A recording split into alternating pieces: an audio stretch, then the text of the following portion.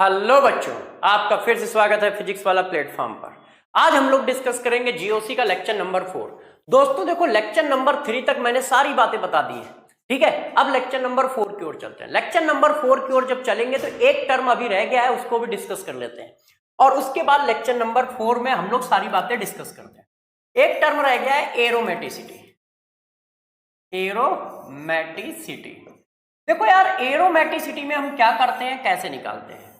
हम aromatic character को find करते हैं कि कोई भी मॉलिक्यूल एरोमेटिक है या नहीं है। तो कोई भी मॉलिक्यूल एरोमेटिक है या नहीं, तो जरा देखो कैसे निकाला जाता है। एक होता है एरोमेटिक और एक होता है बेटा एंटी एरोमेटिक। Anti aromatic. अब एरोमेटिक और एंटी एरोमेटिक होने की कंडीशन क्या है, जरा चेक करो। ये हक्कल रूल बोला जाता है। पहली कंडीशन है कि मॉलिक्यूल कैसा होना चाहिए, साइक्लिक होना चाहिए। इसके लिए भी मॉलिक्यूल कैसा होना चाहिए, साइक्लिक होना चाहिए। पहली कंडीशन ये। दूसरी कंडीशन देखो दोस्त क्या है, मॉलिक्यूल कैसा होना चाहिए, प्लेनर होना चाहिए। प्लेनर होने का मतलब सभी कार्बन sp2। मॉलिक्यूल कैसा होना चाहिए, प्लेनर होना चाहिए। प्लेनर होने का मतलब जनरली क्या है कि सभी कार्बन क्या हो, sp2। तीसरी बात, 4n+2 पाई इलेक्ट्रॉन को फॉलो करना चाहिए। 4n+2 क्या है, ये है number of delocalised electron. Number of delocalised electron की वैल्यू जब आप इसके बराबर करो तो n की वैल्यू आनी चाहिए 1 2 3 4, ऐसा होल नंबर आना चाहिए एक्सेप्ट, ठीक है। यदि नंबर ऑफ डीलोकलाइज्ड की वैल्यू आप इसके बराबर करते हो और 0 1 2 3 4 आ रहा है तो वो एरोमेटिक है। और यदि आप इसकी वैल्यू 4n के बराबर करते हो, 4n पाई इलेक्ट्रॉन, और वैल्यू आ रही है 1 2 3 4 5, तो इसका मतलब ये एंटी एरोमेटिक है। ये देखो, अब गौर समझिए। पहली कंडीशन कॉमन है, दोनों ही साइक्लिक होंगे। दूसरी कंडीशन कॉमन है, दोनों ही प्लेनर होंगे। तीसरी कंडीशन, जितने इलेक्ट्रॉन घूम रहे हैं, गौर सुनिए, डीलोकलाइज्ड इलेक्ट्रॉन का मतलब number of electron participate in resonance. कितने इलेक्ट्रॉन रेजोनेंस में पार्टिसिपेट कर रहे हैं। जितने इलेक्ट्रॉन दोस्त रेजोनेंस में पार्टिसिपेट कर रहे हैं, यदि उनकी वैल्यू 4n+2 के बराबर रखने पर n equal to whole number आता है तो वो एरोमेटिक, और 4n के बराबर रखने पर n equal to whole number आता है तो वो एंटी एरोमेटिक, ठीक है। वो एंटी एरोमेटिक कैसे करते हैं मैं अभी एग्जांपल से समझाता हूं। अब फिर आपको एक सिंपल सा रूल भी बताऊंगा जिससे आप 2 मिनट में निकाल लोगे। जैसे देखो, हम बेंजीन को चेक करते हैं। चेक कैसे किया जाता है पहले ये सिखाते हैं। ये देखो, बेंजीन पहले बताओ साइक्लिक है या नहीं है, साइक्लिक है। दूसरी बात बताओ, प्लेनर है या नहीं। प्लेनर कैसे चेक करोगे, हर कार्बन sp2 होना चाहिए, हर एटम sp2 होना चाहिए। तो डबल बॉन्डेड कार्बन तो sp2 तो होता ही है, तो डबल बॉन्डेड कार्बन sp2 है तो sp2 sp2 sp2 sp2 sp2 sp2, सारे के सारे sp2 हैं तो ये प्लेनर है। फिर क्या होना चाहिए, तीसरी बात, 4n+2 पाई इलेक्ट्रॉन। अब इसको बराबर करते, कितने इलेक्ट्रॉन डीलोकलाइज कर रहे हैं बेंजीन में, बेंजीन में 6 इलेक्ट्रॉन डीलोकलाइज कर रहे हैं, 2 2 4 2 6, तो n की वैल्यू कितनी आई, चेक करो, n की वैल्यू आई 1। ये होल नंबर आया ना, तो ये एरोमेटिक हो गया। किसी ने कहा चेक करो ये एंटी एरोमेटिक है या नहीं, तो अब इसको 4n के बराबर करो, तो 4n इक्वल टू 6, तो 4n इक्वल टू फ्रैक्शनल, इसका मतलब वो एंटी एरोमेटिक नहीं है कि नहीं। अब इसको चेक करो, देखो बच्चों, इसको चेक करो, ये एरोमेटिक कैसे है पता चला, साइक्लिक है, प्लेनर है। 4n+2 equal to pi electron. Pi electron कितने थे, 6। पाई इलेक्ट्रॉन का मतलब ध्यान रखना डीलोकलाइज्ड इलेक्ट्रॉन है, कि कितने इलेक्ट्रॉन डीलोकलाइज्ड है। डीलोकलाइज्ड मतलब रेजोनेंस में पार्टिसिपेट कर रहे हैं, वैल्यू आई n। अब इसमें चेक करो, साइक्लिक है दोस्त, है, प्लेनर है दोस्त, है, प्लेनर भी होगा ना ये, क्यों, sp2 sp2 sp2 sp2, सारे कार्बन sp2 है। अब आप निकालो 4n+2 इक्वल टू 4, 2 इलेक्ट्रॉन ये डिलोकलाइज हो रहे हैं, दो ये देखो। तो 4n इक्वल टू कितना आया 2, n इक्वल टू कितना आया मेरे दोस्त हाफ। तो n इक्वल टू हाफ आ रहा है, इसका मतलब ये एरोमेटिक नहीं है, इसका मतलब ये एरोमेटिक नहीं है। तो जरा बताना यार दोस्त, यदि ये एरोमेटिक नहीं है तो फिर क्या है? ये एरोमेटिक नहीं है तो फिर क्या होगा? एंटी एरोमेटिक होगा। तो ये एंटी एरोमेटिक है, और चाहो तो चेक कर लो, देखो 4n इक्वल टू कितना 4, n इक्वल टू 1, देखो एंटी एरोमेटिक हुआ ना। तो ये क्या हो गया? एंटी एरोमेटिक हो गया। ये देखो ये क्या हो गया दोस्त? एंटी एरोमेटिक हो गया। तो बात समझ पाए? 4n+2 equal to delocalised electron करते हो, यदि n की वैल्यू होल नंबर आए तो एरोमेटिक, और n की वैल्यू यदि फ्रैक्शनल आए तो एंटी एरोमेटिक। या चाहो तो इसके बराबर करो, तो इसके बराबर किया ही नहीं करो, बस इसी से निकाल लो। क्या? 4n+2 equal to number of delocalized electron, 4n+2 equal to number of delocalized electron. यदि नंबर ऑफ डिलोकलाइज्ड इलेक्ट्रॉन कितने आ गए? यदि नंबर ऑफ डिलोकलाइज्ड इलेक्ट्रॉन में n की वैल्यू कितनी आ गई? होल नंबर, तो एरोमेटिक, और होल नंबर नहीं आ रही है तो एंटी एरोमेटिक। जैसे मैंने कहा, ये चेक करके बताओ ये एरोमेटिक है या नहीं। तो देखो साइक्लिक तो है, प्लेनर भी है क्योंकि सारे कार्बन sp2 है। चेक करो आप, डबल बॉन्डेड कार्बन sp2 होता है और प्लस भी sp2 होता है। अब आप चेक करो 4n+2 इक्वल टू कितना है? दो, सिर्फ दो ही इलेक्ट्रॉन तो है, ये तो प्लस चार्ज है। तो 4n इक्वल टू कितना आया? 0, n इक्वल टू कितना आया? 0। तो ये एरोमेटिक हो गया क्योंकि 0 भी है ना उसमें शामिल, n की वैल्यू है। तो देखो ये एरोमेटिक हो गया है। तो एरोमेटिक कैसे निकालोगे? ऐसे। बात समझ पा रहे हो एरोमेटिक कैसे निकालना है? किसी को दिक्कत तो नहीं है कि एरोमेटिक कैसे निकाला जाएगा? क्लियर? ये देखो केमिस्ट्री का कॉन्सेप्ट है, हम ऐसे निकालते हैं। मगर यार जो सब करते हैं वो तुम जानते हो, मैं करता नहीं हूं। अब मैं आपको दूसरा मेथड भी बताता हूं कि एरोमेटिक और एंटी एरोमेटिक कैसे निकालते हैं। दूसरा मेथड क्या है जरा देखो, इसी जगह पे बता रहा हूं। देखो आप इसको क्या करो, पहले ये चेक कर लो साइक्लिक है या नहीं, फिर ये चेक कर लो क्या प्लेनर है या नहीं। यदि साइक्लिक और प्लेनर है तो बस इसको कुछ मत करो, ये जो प्लस चार्ज है ना इनको ब्रेक कर दो, ऐसे प्लस माइनस ये ब्रेक कर दो, अल्टरनेट प्लस माइनस लगाइएगा। ब्रेक कर दिया ना। यदि माइनस चार्ज के नंबर इवन आ रहे हैं, यदि माइनस चार्ज जो है ठीक है उसका नंबर क्या आ रहा है? ऑड, तो एरोमेटिक है। तो वो क्या है? एरोमेटिक। और यदि इवन आ जाए तो वो एंटी एरोमेटिक है। चेक करो इसको, प्लस माइनस, फिर ये वाला ब्रेक कर दिया, प्लस माइनस। अब बताओ माइनस चार्ज का नंबर क्या आ रहा है? इवन। इवन आए तो क्या है? Anti aromatic. आपको चेक करने की कोई जरूरत ही नहीं है। ये देखो कॉन्सेप्ट समझ पाए? यदि माइनस चार्ज की वैल्यू इवन ऑड नंबर में आती है, 1 2 3 तो एरोमेटिक, 1 2 तो एंटी एरोमेटिक। अब चेक करो, इस प्लस को ब्रेक करो, इस पाई बॉन्ड को ब्रेक करोगे तो ऐसा ही आएगा। अब बताओ माइनस की वैल्यू कितनी है? ऑड है, तो ये एरोमेटिक होगा। आपको जरूरी नहीं है कि आप ये रूल लगाओ 4n+2 इक्वल टू बराबर करके n की वैल्यू निकालो। आप बस ये देख लो कि माइनस के नंबर कितने हैं, जितने माइनस के नंबर होंगे यदि वो इवन है तो एंटी एरोमेटिक, और यदि ये ऑड है तो एरोमेटिक। फॉर एग्जाम्पल, बात समझ पाए? कॉन्सेप्ट क्या बताया है? देखो किसी ने कहा क्या ये एरोमेटिक है?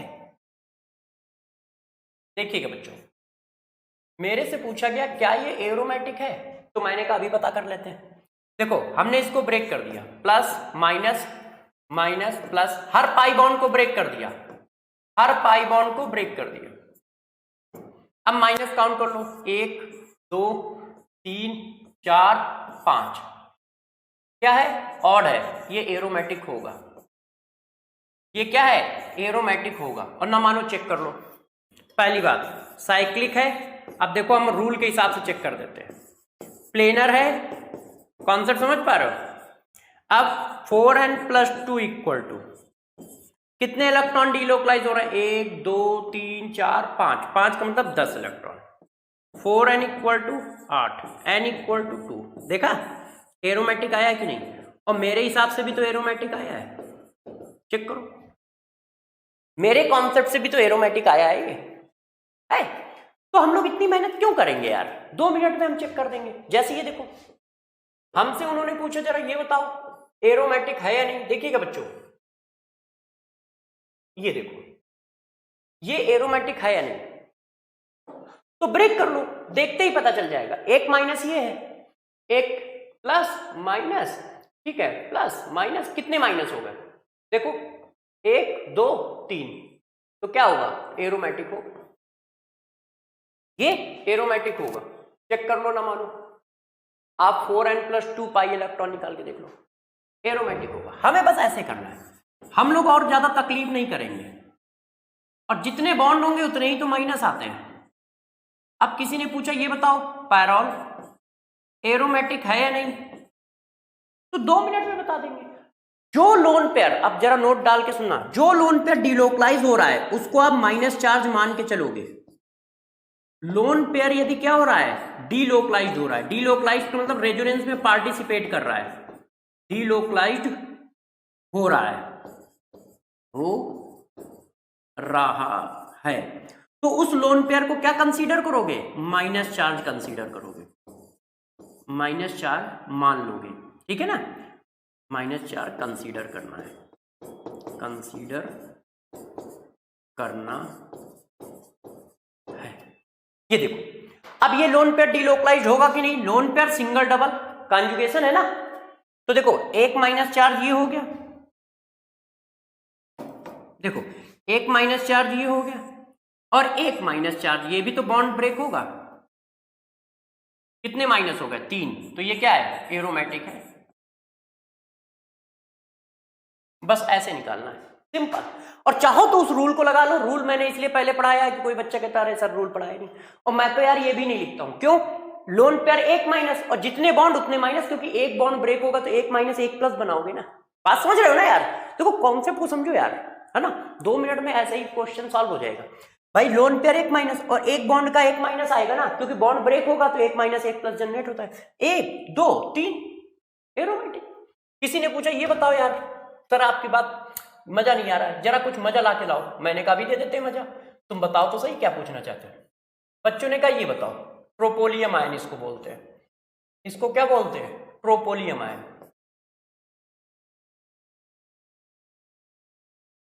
अब ये बच्चे पूछ रहे हैं कि बताओ ये एरोमेटिक है या नहीं, तो मैंने कहा देखो गौर सुनिएगा, 1 2 3 माइनस चार्ज और नंबर में है, एरोमेटिक है, बात खत्म हो गई।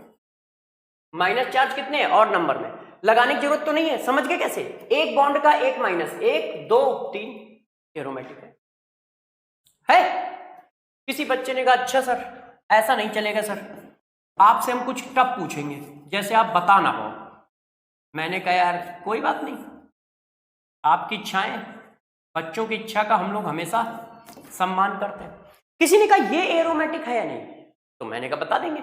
जरा बताओ लोन पेयर को क्या मानना होता है, हम लोन पेयर को क्या मानेंगे, सब बच्चे बताएं, लोन पेयर को क्या मानते हो। यदि लोन पेयर डीलोकलाइज हो रहा है तो माइनस मानोगे, ये लोन पेयर डीलोकलाइज हो रहा है ना, कोई एक लोन पेयर सिंगल डबल है तो एक माइनस ये हो गया, 2 3 फिर क्या है, 3 माइनस है, एरोमेटिक है।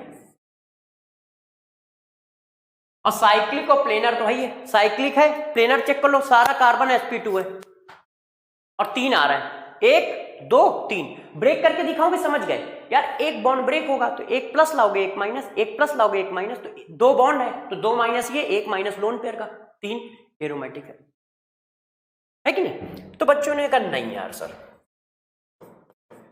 थोड़ा और खेलते हैं, मैंने कहा जैसी आपकी इच्छा है। तो देखो बच्चों ने क्या किया सर, कहा कि इसको मॉलिक्यूल को बताओ ये एरोमेटिक है या नहीं, पिरिडीनियम, ये देखो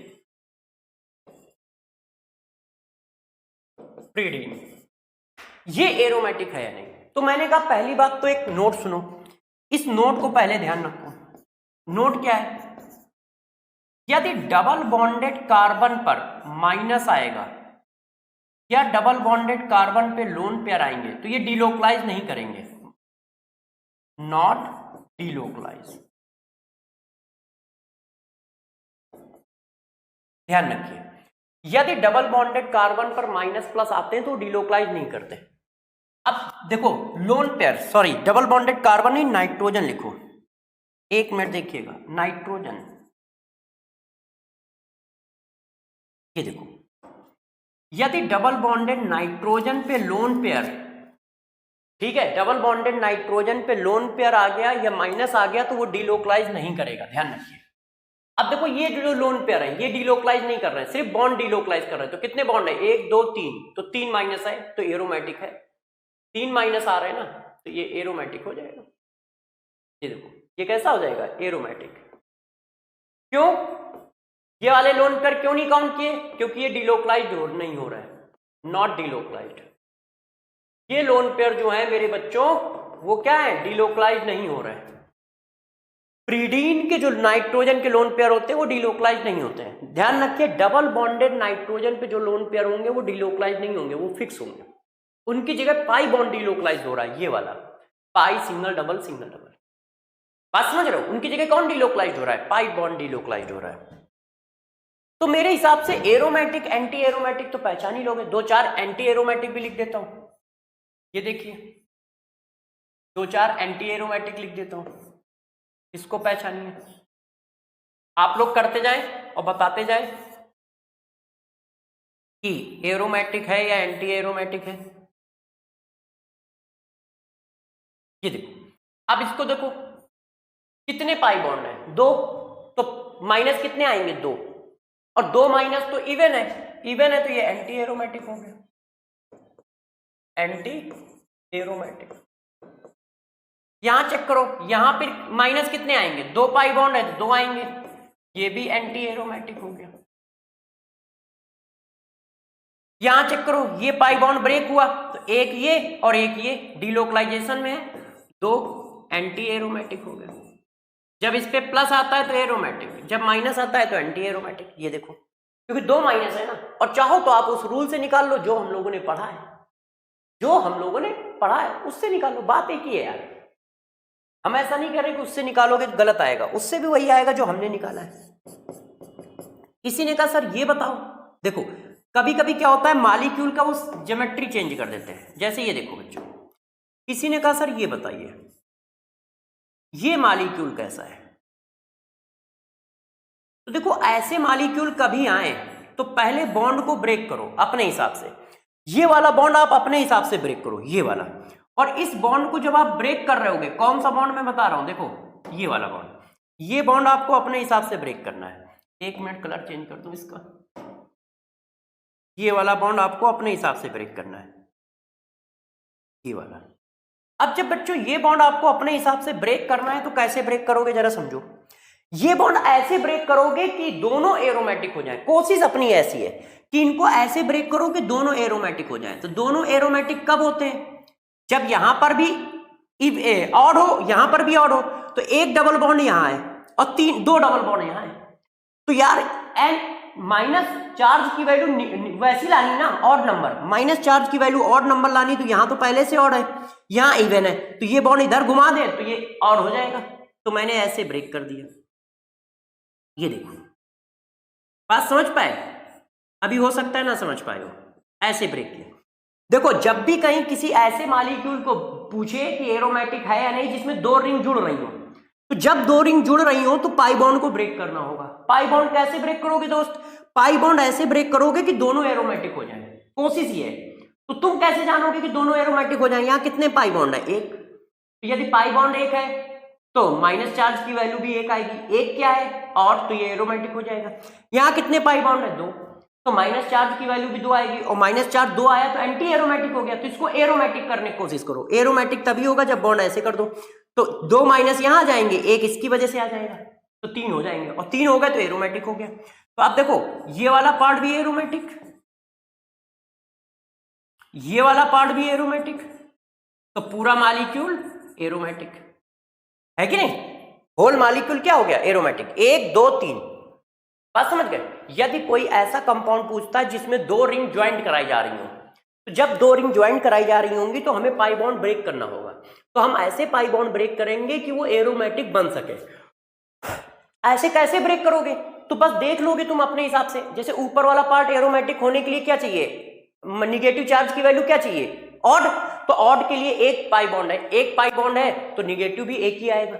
एक पाई बॉन्ड को ब्रेक करने में एक प्लस एक माइनस आता है ना। तो यहाँ n equal to negative value क्या है, ऑड नंबर में है तो एरोमेटिक। यहाँ निगेटिव वैल्यू इवन नंबर में है तो एंटी एरोमेटिक आ रहा है, तो उसको मुझे एरोमेटिक बनाना था, इसलिए बॉन्ड नीचे की ओर ले आए। तो तीन हो जाएंगे, तीन हो जाएंगे तो ये भी एरोमेटिक, दोनों एरोमेटिक है, स्टेबिलिटी बहुत हाई है। अब ये वाली भी सिचुएशन बता दी। अब जरा देखो थोड़ा सा और, ठीक है, जहां पर आप फंस सकते हो या जो अलग टाइप के हैं। नोट नंबर 1, देखो इस मॉलिक्यूल को जरा ध्यान दो। ये मॉलिक्यूल के बारे में जो जानता होगा वही बता पाएगा, चाहे आप हो या हम हो, दोनों में से कोई भी हो। देखो इसमें क्या है, आप अच्छे से देखो तो आपको लग रहा होगा कि ये एरोमेटिक है। ये देखो, चेक करो, जो मैंने पढ़ाया है उसके हिसाब से एरोमेटिक है। 1 2 3 4 5, 5 बॉन्ड है तो n की वैल्यू निगेटिव 5 आएगी, 5 आएगी तो ऑड है, एरोमेटिक है। तो यार ये एरोमेटिक नहीं होता, और क्यों नहीं होता उसके पीछे रीजन बताता हूं। यहां का जो ये हाइड्रोजन है और ये जो हाइड्रोजन है, ये इतने पास होते हैं कि इनके बीच में रिपल्सन आ जाता है ना, steric repulsion. Steric repulsion, steric repulsion की वजह से ये प्लेनर नहीं रह जाता, नॉट प्लेनर। और जबकि देखो हर कार्बन क्या है, sp2 है, मगर ये मॉलिक्यूल प्लेनर नहीं है। ये मॉलिक्यूल क्या है, प्लेनर नहीं है। चेक करो, लग रहा है प्लेनर, सब कार्बन sp2 है, मगर रियलिटी में ये दो हाइड्रोजन एक दूसरे को रिपल कर देते हैं तो ये प्लेनर नहीं होता। और प्लेनर न होने की वजह से ये क्या हो जाता है, नॉन एरोमेटिक। एंटी भी नहीं है, ये जो है एंटी भी नहीं है, ये नॉन एरोमेटिक है, नॉन एरोमेटिक। तो ये जब भी आएगा गलत करोगे, और तुम नहीं, हम भी गलत करेंगे, क्योंकि किसको पता है कि ये हाइड्रोजन इतना रिपल्सन करेंगे कि ये नॉन प्लेनर हो जाएगा, किसको पता है, देख के पता चल रहा है नहीं। तो ऐसा केस तो याद ही रखना पड़ेगा, चाहे तुम हो चाहे हम, ना तो तुम्हें पता चलेगा ना हमें पता चलेगा, तो ध्यान रखिएगा। इसी तरह का एक और नोट है, इसको देखो, कॉट, सब बच्चे इसको जानते हैं। 8 मेंबर की रिंग बनानी है, 1 बॉन्ड 2 बॉन्ड 3 बॉन्ड 4 बॉन्ड। अब देख के बताओ, ये लग रहा है एंटी एरोमेटिक है ना, मगर ये भी नॉन एरोमेटिक है। क्यों, क्योंकि ये इस तरह से एग्जिस्ट नहीं करता, ये क्या करता है, कॉट की तरह एग्जिस्ट करता है, ऐसे ऐसे एग्जिस्ट करता है, ऐसे एग्जिस्ट करता है। और ये भी क्या होता है, नॉन एरोमेटिक। क्यों, क्योंकि ये भी प्लेनर नहीं है, नॉन प्लेनर है।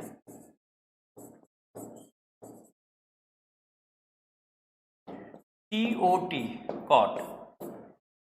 तो जरा ध्यान दो, ये दो मॉलिक्यूल ऐसे हैं जिनमें एरोमेटिक या एंटी एरोमेटिक की बू आती है, मतलब समझ में आता है कि ये, जैसे ये लग रहा है एरोमेटिक है तो ये नॉन एरोमेटिक है, ये लग रहा है एंटी एरोमेटिक है तो भी ये नॉन एरोमेटिक है। क्योंकि भैया एरोमेटिक या एंटी एरोमेटिक के लिए प्लेनर होना जरूरी है, ये तो प्लेनर ही नहीं है, ये तो प्लेनर ही नहीं है। पहली दो कंडीशन यदि किसी में नहीं फॉलो हो रही हैं तो वो नॉन एरोमेटिक बोला जाएगा। ये तो प्लेनर नहीं है और ना ये प्लेनर है, तो जब ये प्लेनर नहीं है तो नॉन एरोमेटिक बोले जाएंगे। जबकि इसके पास एंटी एरोमेटिक की कंडीशन है, माइनस चार्ज कितने हैं, इवन नंबर में, इवन नंबर तो एंटी एरोमेटिक। मगर दोस्त ये एंटी एरोमेटिक क्यों नहीं बोला जा रहा है, क्योंकि ये प्लेनर नहीं है। ऐसा नहीं होता है, ये इस तरह से होता है, जिसकी वजह से ये एक प्लेन पर रुक नहीं पाता है। तो ये दो मॉलिक्यूल ध्यान रखिएगा, क्योंकि ये कहीं पर भी आएंगे तो हम लोगों को तकलीफ देंगे, मतलब गलत हो जाएंगे, तुमसे भी हमसे भी। तो एरोमेटिक एंटी एरोमेटिक पहचानना सीख गए, एरोमेटिक किसे कहेंगे, एंटी एरोमेटिक किसे कहेंगे, ये तो हम पकड़ लेंगे। और दो आपको स्पेशल केस बताए। अब जरा देखो इनकी स्टेबिलिटी। यदि हम बच्चों इनकी स्टेबिलिटी की बात करें तो यार इनकी स्टेबिलिटी का ऑर्डर ये होता है, सबसे पहले आते हैं एरोमेटिक, फिर आते हैं नॉन एरोमेटिक,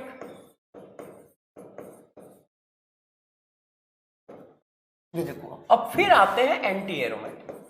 एंटी एरोमेटिक की स्टेबिलिटी बहुत कम होती है, ये देखो, यदि स्टेबिलिटी का ऑर्डर करें तो ये ऐसे आएंगे। तो ध्यान रखिए कब एरोमेटिक है, कब एंटी एरोमेटिक है, कब नॉन एरोमेटिक है। जैसे ये देखो, हमसे यदि कोई पूछता है तो हमें ये बात चेक करनी पड़ेगी, ये है, ये है, ठीक है, और ये है। हमें किसको ज्यादा स्टेबल कहना चाहिए? देखिए ऐसे, 1 मिनट रुक जाइए तो थोड़ा सा सही बना दें। देखो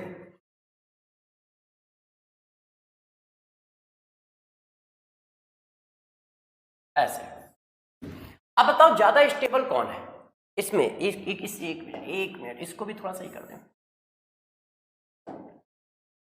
ये कौन सा ले रखा है यार? देखो प्यारे बच्चों, ओ ये है। अब ज्यादा स्टेबल कौन है? ये ए है, ये बी है, ये सी है। तो देखो ये एरोमेटिक है, क्यों? माइनस कितने आएंगे? ऑड नंबर में आएंगे, ऑड नंबर में आएंगे तो ये एरोमेटिक है। माइनस कैसे आएंगे? इवन नंबर में आएंगे, ये एंटी एरोमेटिक। मेरे दोस्त यार ये बात तो समझ गया ना प्यारे बच्चों? अरे भैया ये बात तो समझ पाए ना, ये एंटी एरोमेटिक कैसे है? जब पाई बॉन्ड ब्रेक होगा तो माइनस चार्ज कैसे आएंगे? इवन नंबर में आएंगे, क्योंकि जितने पाई बॉन्ड उतने माइनस चार्ज। और यहां पर देखो ये तो sp3 है, sp3 है तो ये तो नॉन एरोमेटिक है, क्योंकि ये प्लेनरी नहीं है। तो स्टेबिलिटी क्या लगाओगे? पहले ए लिखोगे क्योंकि एरोमेटिक है, फिर सी लिखोगे, फिर बी लिखोगे, ऐसे स्टेबिलिटी। ठीक है ना? ये बात कही जा रही है कि यदि कहीं स्टेबिलिटी की बात आएगी तो कैसे करोगे? इस तरह से करोगे। अब जरा देखो यार बच्चों, कहानी को और आगे बढ़ाते हैं। अब हम बात करते हैं इनकी स्टेबिलिटी की। अब जरा थोड़ा सा दिमाग की बत्ती खोलिए, कई बातें एक साथ पढ़ा दूंगा। देखिए, स्टेबिलिटी ऑफ बेंजाइल कार्बोकैटायन, ठीक है। Stability of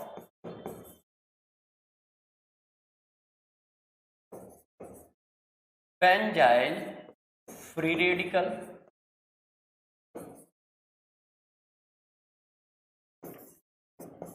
acidic strength of, ध्यान दीजिएगा बच्चों, बेंजोइक एसिड,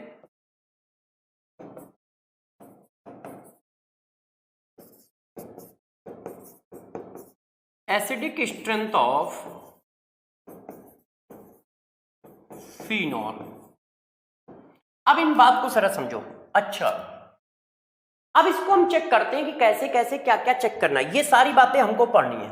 अब ये बातें कैसे पढ़नी है जरा देखो, हम एक एक करके इनको चेक करते हैं। ये हेडिंग हटा दो, कार्बोकैटायन का अलग बताऊंगा, पहले कार्बे एनायन का बताता हूं, क्योंकि कार्बे एनायन के बताने से ये भी आ जाएंगे। स्टेबिलिटी ऑफ कार्बे एनायन,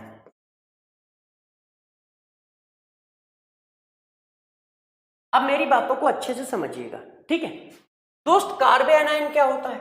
यदि किसी से पूछा जाए तो कार्बे एनायन ऐसा होता है। बेंजाइल कार्बे एनायन की बात की जा रही है, ऐसा है ना, benzyl carbanion, benzyl. Benzoic acid के एसिडिक स्ट्रेंथ चेक करोगे तो कैसे चेक करोगे? यदि बेंजोइक एसिड होगा तो बेंजोइक एसिड मेरे दोस्त ये होता है। अब जब ये प्रोटॉन निकालेगा तो कैसा होगा? ऐसा होगा, ऐसे। फिनॉल की एसिडिक स्ट्रेंथ चेक करोगे तो कैसे करोगे? फिनॉल ये होता है। अब प्यारे बच्चों जरा बताओ, यदि ये प्रोटॉन निकालेगा तो कैसा होगा? सबको पता है कि यदि ये प्रोटॉन रिलीज कर देगा तो ऐसा होगा, ऐसा है। तो जरा तुम मेरे बच्चों ये देख के बताओ कि इन सब में आ कैसा चार्ज रहा है? Minus minus minus. हम क्या कहते हैं? हमसे पूछा जाता है एसिड की स्ट्रेंथ बताओ, तो हम क्या चेक करते हैं? Stability of conjugate ion. ये कॉन्जुगेट आयन भी माइनस है, ये भी कॉन्जुगेट आयन माइनस है, और ये खुद माइनस है। तो इन तीनों की स्टेबिलिटी चेक करने का रास्ता एक ही है। तो जो भी कुछ कॉन्सेप्ट बताऊंगा ये तीनों पर एक साथ लग जाएगा। जो भी कोई कॉन्सेप्ट बताऊंगा ये तीनों पर एक साथ लग जाएगा। कैसे? अभी देखो समझाता हूं, तुमको समझ में आ जाएगा। अच्छा यार इतना इजी था क्या? गौर से समझिएगा। पहले ये समझ लो, ये तीनों कैसे बना रहे हैं? निगेटिव आयन बना रहा है। ये खुद निगेटिव आयन है, और ये प्रोटॉन निकालने के बाद निगेटिव आयन बना रहा है, ये भी प्रोटॉन निकालने के बाद निगेटिव आयन बना रहा है। तो यार स्टेबिलिटी कैसे चेक करेंगे और क्वेश्चन को कैसे सॉल्व करेंगे? तो देखो, हम एक साथ आपको 3 क्वेश्चन देते हैं और तीनों क्वेश्चन को करके दिखाते हैं और तीनों क्वेश्चन का आंसर एक ही होगा। तीनों क्वेश्चन का आंसर एक ही होगा। देखिए, किसी ने मेरे से पूछा इसकी स्टेबिलिटी बताओ। देखिए, एक मेरे दोस्त ये है, इसको मैंने ए कहा, एक मेरे दोस्त ये है,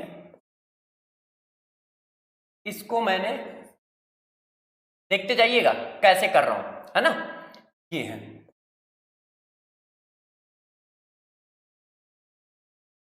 एक मेरे दोस्त ये है,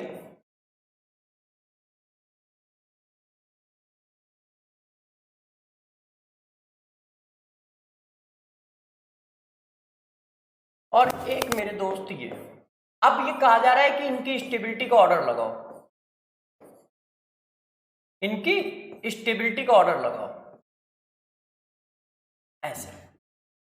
अब इसी चीज को मैंने थोड़ा सा चेंज कर दिया है, ठीक है, ऐसा कर दिया है। देखिएगा कैसा किया है हम लोगों ने, ठीक है।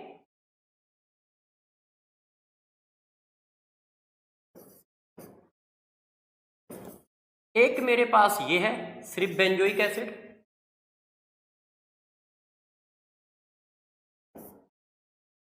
फिर ये है,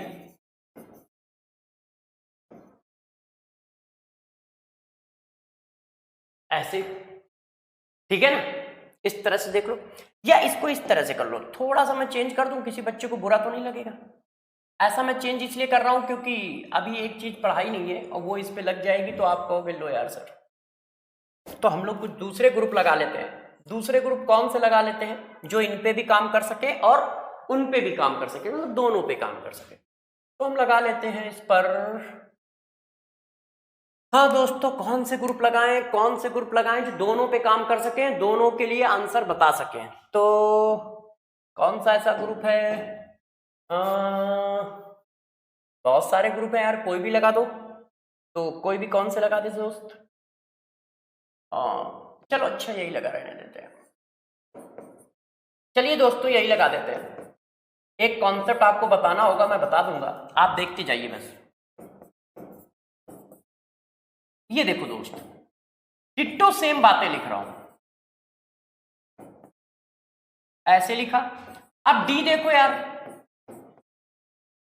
डी को भी मैंने क्या किया, ऐसे लिख दिया।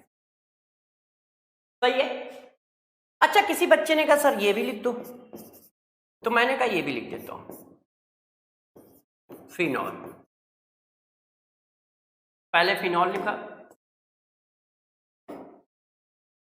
ए, बी हमने क्या बनाया, फिनॉल था, OCH3 लगा दिया, ठीक है। देखते जाइए, सी हमने क्या बनाया, फिनॉल था, OCH3 लगा दिया, और डी हमने क्या बनाया, फिनॉल था, OCH3। अब ये तीनों एक ही चीज है, देखने का आंसर है। अब देखो, मैं एक का आंसर निकालता हूं, फिर आप दूसरे और तीसरे का आंसर डिट्टो वही लगा सकते हो। सॉल्यूशन, अब इनके सॉल्यूशन करते हैं। देखो, सॉल्यूशन की बात करते हैं, तो सॉल्यूशन कैसे किए जाते हैं जरा समझिएगा। पहले बताओ ग्रुप कौन सा लगा है? ग्रुप लगा है OCH3। OCH3 रेजोनेंस कैसा देगा, मीजोमेरिक इफेक्ट इसका कैसा होगा, या रेजोनेटिंग इफेक्ट इसका कैसा होगा। यदि अटैच्ड एटम के पास लोन पेयर हैं तो वो हमेशा कैसा होता है, प्लस एम इफेक्ट शो करता है या प्लस आर इफेक्ट शो करता है। मतलब वो बेंजीन रिंग की इलेक्ट्रॉन डेंसिटी को बढ़ाता है, बेंजीन रिंग को -4 सपोर्ट करता है। मैंने लास्ट क्लास में पढ़ाया था, यदि बेंजीन रिंग से अटैच एटम के पास लोन पेयर हैं, देखो इन सब के पास लोन पेयर है, यदि मैं बोलूं तो इनके पास लोन पेयर होगा ना, तो यदि बेंजीन रिंग से अटैच एटम के पास लोन पेयर हैं तो हमेशा वो ग्रुप कैसा होगा, प्लस एम होगा। प्लस एम का मतलब वो बेंजीन रिंग की इलेक्ट्रॉन डेंसिटी को बढ़ा रहा है, मतलब बेंजीन रिंग को -4 सप्लाई कर रहा है, ठीक। तो यार इसका इफेक्ट, तो यदि हम एम इफेक्ट चेक करें तो कैसा है, प्लस एम है, और आई इफेक्ट चेक करो तो कैसा है, माइनस आई है। क्यों? हर इफेक्ट, कोई भी फंक्शनल ग्रुप हो वो माइनस आई होता है, कोई भी फंक्शनल ग्रुप हो वो माइनस आई होता है। तो OCH3 भी माइनस आई इफेक्ट ग्रुप है। अब मेरी बातों को गौर से समझिए, माइनस आई क्या होते हैं? इलेक्ट्रॉन को खींचते हैं, इलेक्ट्रॉन को खींचते हैं। तो अब मेरे को बताना यहां पर कैसा चार्ज है? माइनस। जब दोस्त यहां पर माइनस चार्ज है तो हमारा स्टेबिलिटी का रूल क्या है कि यदि माइनस चार्ज कम होगा तो स्टेबिलिटी बढ़ेगी। अब प्लस एम वाला क्या कर रहा है? प्लस एम वाला तो इस माइनस चार्ज को और माइनस चार्ज दे रहा है, क्योंकि प्लस एम का मतलब क्या होता है? माइनस चार्ज देना, मतलब इलेक्ट्रॉन क्लाउड देना। किसको? बेंजीन रिंग को। प्लस एम का मतलब क्या है कि बेंजीन रिंग को इलेक्ट्रॉन क्लाउड देना है कि नहीं? तो जब ये बेंजीन रिंग को इलेक्ट्रॉन क्लाउड देगा तो माइनस और बढ़ जाएगा, और माइनस बढ़ गया तो स्टेबिलिटी क्या हो रही है? कम। इसका मतलब रेजोनेंस स्टेबिलिटी को कम कर रहा है। ठीक है। आई इफेक्ट क्या कर रहा है? आई इफेक्ट कैसा है? Minus I effect. Minus I effect क्या करता है? इलेक्ट्रॉन खींचता है। जब इलेक्ट्रॉन खींचोगे तो माइनस चार्ज कम हो जाएगा, और माइनस चार्ज कम हो जाएगा तो स्टेबिलिटी बढ़ जाएगी। इसका मतलब ये स्टेबिलिटी को बढ़ा रहा है। यहां तक बात सही होगी? जो फंक्शनल ग्रुप लगा है मैंने उसका सबसे पहले एम चेक किया और आई चेक किया। एम क्या था? एम जो था उसको अपोज कर रहा है। क्यों? क्योंकि वो माइनस चार्ज दे रहा है, और माइनस चार्ज देगा तो ये माइनस है, माइनस पे माइनस बढ़ जाएगा तो स्टेबिलिटी कम हो जाएगी। आई क्या कर रहा है? आई क्या कर रहा है? इलेक्ट्रॉन खींच रहा है। तो जब इलेक्ट्रॉन खींचेगा तो इलेक्ट्रॉन कम हो जाएंगे, माइनस चार्ज कम हो जाएगा, स्टेबिलिटी बढ़ जाएगी। तो आई सपोर्ट कर रहा है, एम अपोज कर रहा है। ठीक, ठीक है कि नहीं? तो सबसे ज्यादा क्या होगा? तो सबसे ज्यादा स्टेबिलिटी, पहले मैं स्टेबिलिटी वाले कर रहा हूं, क्वेश्चन नंबर 1 को सॉल्व कर रहा हूं। सबसे ज्यादा स्टेबिलिटी किसकी आएगी? सी की, मेटा वाले की। सबसे ज्यादा स्टेबिलिटी किसकी आएगी? मेटा की। क्यों? क्योंकि मेटा पोजीशन पे आर इफेक्ट काम नहीं करता है, मेटा पोजीशन पे मेसोमेरिक इफेक्ट काम नहीं करता है। क्योंकि जो चार्ज होता है वो बच्चों कहां डिलोकलाइज होता है? अल्टरनेट। तो इसकी अल्टरनेट लोकेशन कौन है? ये यहां पे माइनस लाएगा, यहां पे माइनस लाएगा, यहां पे माइनस लाएगा। उस जगह पे तो माइनस ले ही नहीं जाएगा जहां पे कार्बन है? तो मेटा पोजीशन वाले पे आर इफेक्ट काम ही नहीं करेगा। तो आर काम नहीं कर रहा है, ये अपोज कर रहा है। और ये क्या कर रहा है? सपोर्ट कर रहा है। तो मेटा वाले पे अपोज है ही नहीं, सिर्फ सपोर्ट है। तो सबसे ज्यादा स्टेबिलिटी किसकी आएगी? सबसे ज्यादा स्टेबिलिटी किसकी आएगी? मेटा की आएगी। क्यों? क्योंकि आर और एम एक दूसरे के अपोजिट हैं, तो डोमिनेशन तो एम का करोगे ना तुम। डोमिनेशन किसका करोगे? एम का, क्योंकि एम रेजोनेटिंग इफेक्ट है और डोमिनेशन एम का हो रहा है। इसका मतलब क्या है कि इन दोनों के रिजल्ट में स्टेबिलिटी क्या हो रही है? कम हो रही है। गौर से मेरी बात को समझते चलिएगा, एक बार समझाना है फिर अपने आप कर लोगे, बस एक बार अच्छे से समझ लो। पहले फंक्शनल ग्रुप का आर और एम निकाल लो, आर और एम आया। अब उनका कंक्लूजन निकाल लो। एम क्या कर रहा है? अपोज। आई क्या कर रहा है? सपोर्ट। तो रिजल्टेंट क्या आएगा? अपोज। क्यों? आर इफेक्ट डोमिनेटिंग इफेक्ट है। इसका मतलब क्या है? इसका मतलब स्टेबिलिटी को डिक्रीज कराया जा रहा है। अब इसमें एम है ही नहीं, जब इसमें एम नहीं है तो सिर्फ सपोर्ट है। आई स्टेबिलिटी को बढ़ा रहा है, तो सबसे ज्यादा ये हो गया। फिर ये हो गया। क्यों? क्योंकि इन दोनों का एम इफेक्ट तो काम करेगा ना। आर्थो और पैरा पे जब ग्रुप लगा होता है तो एम इफेक्ट काम करता है। ये देखो, ये देखो, और कहां गया? ये देखो, माइनस पे माइनस आएगा तो स्टेबिलिटी कम हो जाएगी ना। और ये माइनस चार्ज सप्लाई करते हैं। यदि बेंजीन रिंग से अटैच एटम के पास लोन पेयर है तो बेंजीन को माइनस देते हैं, ऐसे। तो आर इफेक्ट क्या कर रहा है? अपोज कर रहा है। चेक कर लो, दोनों में अपोज। तो सबसे ज्यादा क्या हुआ? सी हुआ, मेटा वाला हुआ। क्यों? क्योंकि ये इलेक्ट्रॉन को क्या कर रहा है? खींच रहा है, तो इलेक्ट्रॉन कम हो जाएंगे। फिर कौन होगा? फिर होगा ए, मॉलिक्यूल। तो पहला हुआ मेटा, मेटा के बाद आया कौन? बेंजीनियम आया। ये देखो, फिर कौन आएगा? अब इन दोनों में अपोज है, मगर एम इफेक्ट तो इक्वल होता है। एम इफेक्ट डिस्टेंस पे डिपेंड नहीं करता। Resonance equal distribution of charge है, रेजोनेंस डिस्टेंस पे डिपेंड नहीं करता है। मगर आई इफेक्ट डिस्टेंस पे डिपेंड करता है। आई इफेक्ट में मैंने एनडीपी पढ़ाया था ना, डिस्टेंस, नंबर और पावर। तो ये देखो जस्ट बगल में लगा है। जब ये जस्ट बगल में लगा है तो ये क्या करेगा? आई इफेक्ट क्या करेगा? ऐसे इलेक्ट्रॉन खींचेगा तो माइनस चार्ज कम हो जाएगा, है कि नहीं? माइनस चार्ज कम हो जाएगा। तो इसका मतलब आर्थो वाला ज्यादा स्टेबलाइज कर रहा है किससे? पैरा वाले से।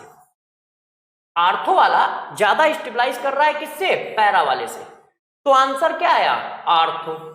अब सबसे लास्ट क्या आएगा? पैरा। देखो, आर्थो और पैरा को डिसाइड करेगा हमेशा आई। क्यों? क्योंकि आर्थो और पैरा पे जो ग्रुप है वो यदि सेम है तो इनका आर इफेक्ट सेम है, इसका और इसका आर इफेक्ट सेम है, तो इनको कौन डिसाइड करेगा? आई इफेक्ट सपोर्ट कर रहा है तो आर्थो पहले आएगा, पैरा बाद में आएगा। यदि आई इफेक्ट अपोज कर रहा है तो फिर पैरा पहले आएगा, आर्थो बाद में आएगा। क्यों? अपोज कर रहा है तो डिस्टेंस ज्यादा है तो कम अपोज कर पाएगा, और सपोर्ट कर रहा है तो डिस्टेंस ज्यादा है तो सपोर्ट भी कम कर पाएगा। तो यदि आई इफेक्ट सपोर्ट कर रहा है तो पहले आर्थो आएगा फिर पैरा आएगा, और यदि आई इफेक्ट अपोज कर रहा है तो पहले पैरा आएगा बाद में आर्थो आएगा। अब देखो ये ऑर्डर आया, ये ऑर्डर समझ पाए स्टेबिलिटी का कैसे आया?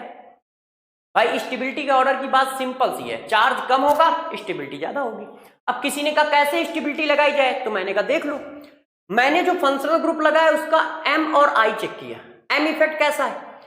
यदि एटम के पास लोन पेयर है तो वो इलेक्ट्रॉन देता है बेंजीन को, यदि एटम के पास लोन पेयर है तो वो बेंजीन को इलेक्ट्रॉन देता है, तो माइनस लगा है और तुम इलेक्ट्रॉन दोगे तो माइनस और बढ़ जाएगा, माइनस बढ़ गया तो स्टेबिलिटी कम हो जाएगी, इसका मतलब अपोज कर रहा है। और कोई भी फंक्शनल ग्रुप माइनस आई होता है, ये माइनस आई है, माइनस आई सपोर्ट कर रहा है, क्योंकि माइनस आई का मतलब होता है इलेक्ट्रॉन खींचना, इलेक्ट्रॉन खींचेगा तो माइनस चार्ज कम हो जाएगा, स्टेबिलिटी बढ़ जाएगी। रिजल्टेंट एम आ गया, डोमिनेटिंग एम होता है, इसलिए थ्रू आउट स्टेबिलिटी डिक्रीज करा रहा है।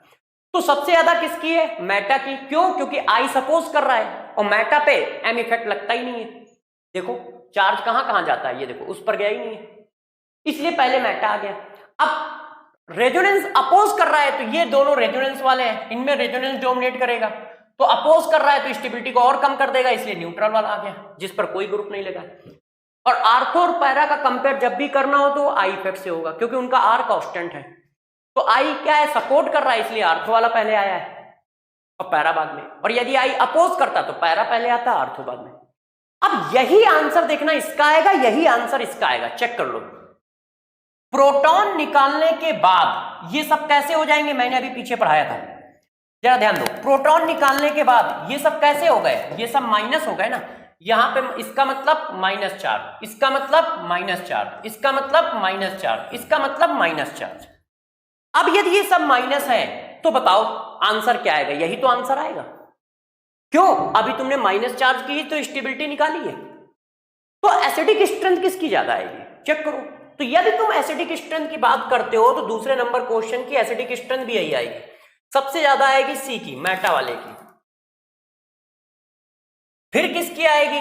फिर बेंजोइक एसिड की आएगी, ऐसे। फिर किसकी आएगी? आर्थो की आएगी, ऐसे। सेम आंसर आएगा, चेक करो।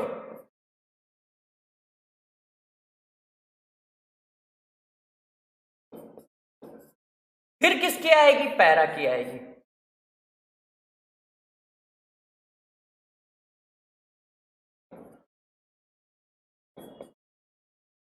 ये देखो, ये आंसर आएगा। तो इस बात को समझ पा रहे हो कि क्या हो रहा है? गौर से समझो, जो आंसर इसका लगा वही आंसर इसका है। क्यों? क्योंकि दोनों का कॉन्सेप्ट सेम है। भैया इन पे भी निगेटिव है, इन पे भी निगेटिव, प्रोटॉन निकालने के बाद निगेटिव चार्ज तो आएगा, और उस निगेटिव चार्ज को ही तो चेक करना है। जितना कम निगेटिव चार्ज उतनी ज्यादा एसिडिक स्ट्रेंथ। तो निगेटिव चार्ज कौन बताएंगे? आर, एम और आई तो बताएंगे, और डिट्टो सेम आंसर इसका आना है। क्यों? क्योंकि प्रोटॉन निकालने के बाद ये भी क्या हो गया? निगेटिव। ये भी क्या हो गया? निगेटिव। ये भी क्या हो गया? निगेटिव। ये भी क्या हो गया? निगेटिव। जब ये सब निगेटिव हो गए तो सेम ही सिचुएशन तो है, और जब सेम सिचुएशन है तो सेम आंसर है। सेम सिचुएशन है तो सेम आंसर है, ऐसा आंसर है एसिडिक स्ट्रेंथ का। इसी वजह से तीनों को एक साथ पढ़ा रहा हूं कि एक सॉल्व होगा तो अपने आप दूसरा सॉल्व हो जाएगा, एक सॉल्व होगा तो दूसरा अपने आप सॉल्व हो जाएगा। अब यहां पर एक काम की बात है, जो नोट डाल के लिख रहा हूं उसको जरा समझना, ठीक है? नोट है तो अच्छे से समझिएगा। यदि किसी में इंट्रामॉलिक्यूलर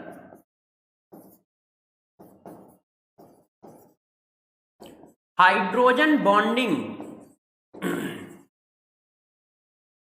होती है तो वो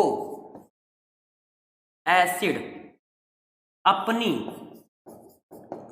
लोकेशन से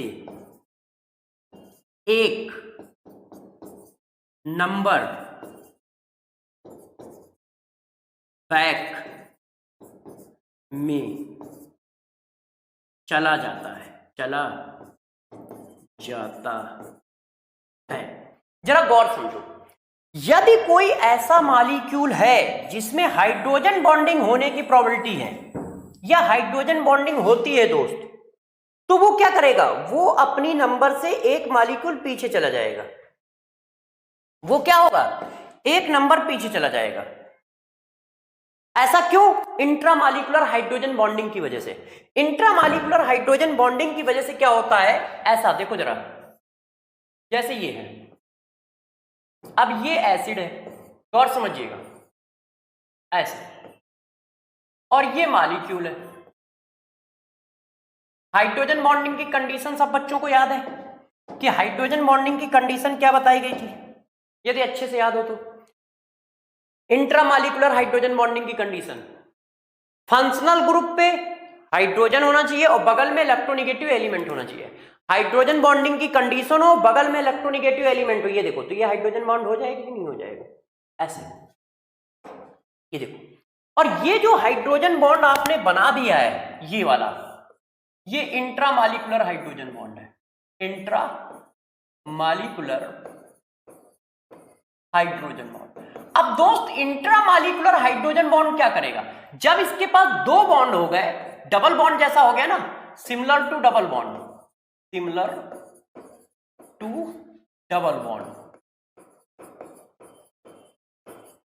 डबल बॉन्ड के जितना नहीं है मगर उससे बहुत कम है, मगर डबल बॉन्ड हो गया, एक ये बॉन्ड एक ये बॉन्ड, तो इस हाइड्रोजन को रिमूव कराने के लिए अब आपको ज्यादा एनर्जी देनी पड़ेगी ना, है कि नहीं, ज्यादा एनर्जी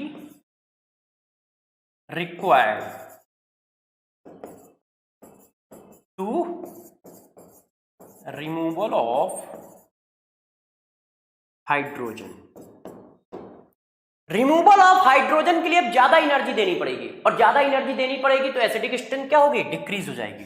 तो acidic strength of acid decreases, तो इसकी एसिडिक स्ट्रेंथ क्या होती है, डिक्रीज कर जाती है। अब वो एसिडिक स्ट्रेंथ जब डिक्रीज करेगी तो कितना डिक्रीज करेगी, सिर्फ एक नंबर पीछे आएगा, सिर्फ एक नंबर पीछे आएगा। अब ये देखो, मैंने फिर खोल दिया, ऐसा क्या है कि मैं फिर वापस आ गया, इसी लिए वापस आया हूं, जैसे आप मेरी बातों को समझ सके। ये क्या करेगा, सिर्फ एक नंबर पीछे आएगा, ऐसे। अब जरा चेक करके बताओ, इनमें क्या हाइड्रोजन बॉन्डिंग है, इनमें क्या हाइड्रोजन बॉन्डिंग है। सबसे पहले तुम क्वेश्चन इस मेथड से सॉल्व करोगे, क्वेश्चन सॉल्व करने के बाद लास्ट में बस इतना चेक करोगे, ऐसा तो नहीं है कि ये हाइड्रोजन बॉन्डिंग का केस हो।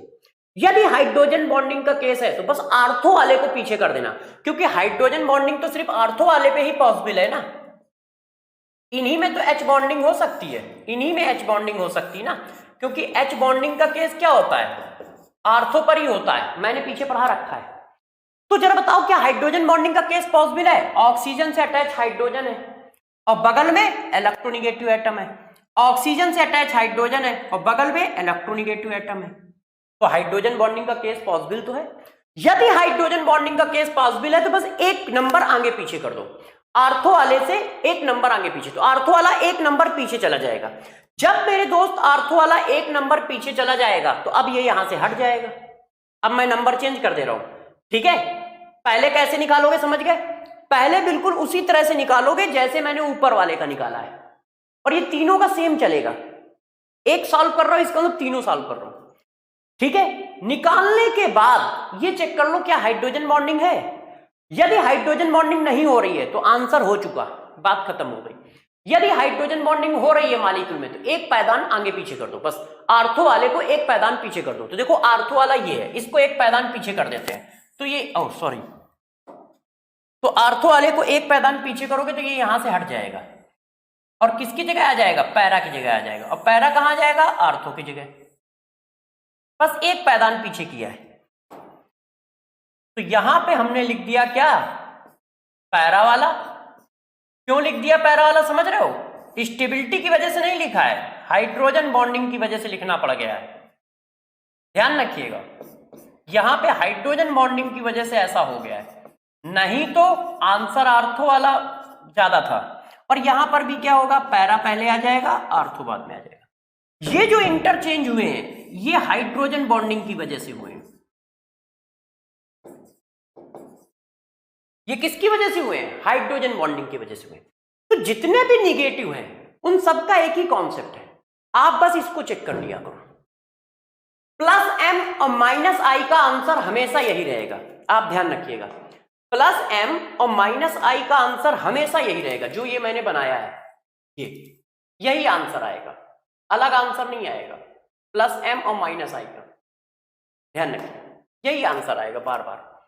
यदि प्लस एम माइनस आई है तो स्टेबिलिटी का आंसर यही होगा, ग्रुप चाहे जो लगाओ, ग्रुप चाहे जो लगाओ सेम आंसर आएगा। इसकी जगह कोई और ग्रुप लगाएंगे तो भी यही आंसर आएगा। जैसे इसकी जगह OH OH OH कर दो, OCH3 की जगह OH OH कर दो, OCH3 की जगह NH2 NH2 NH2 कर दो तो भी यही आंसर आएगा। मेटा, ठीक है, न्यूट्रल, आर्थो, पैरा। और ना मानो चेक करके देख लो, ना मानो तो चेक करके देख लो। देखो एक क्वेश्चन में दे भी देता हूं, जैसे आपको मेरी बात समझ में आ जाए। देखिए कॉन्सेप्ट को आप पकड़िए, ये देखो ये NH2 लगा दिया, ठीक है,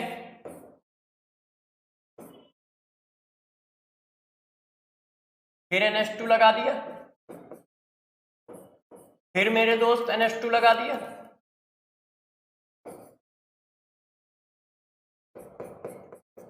और एक न्यूट्रल वाला डाल दिया। अब जरा आंसर निकालो आप अपने हिसाब से, देखना वही आंसर आएगा जो पीछे आया था, वही आंसर आएगा जो पीछे आया था। आप चेक करो, वैसे मैं चेक कर देता हूं, है ना, अब आप चेक करिएगा।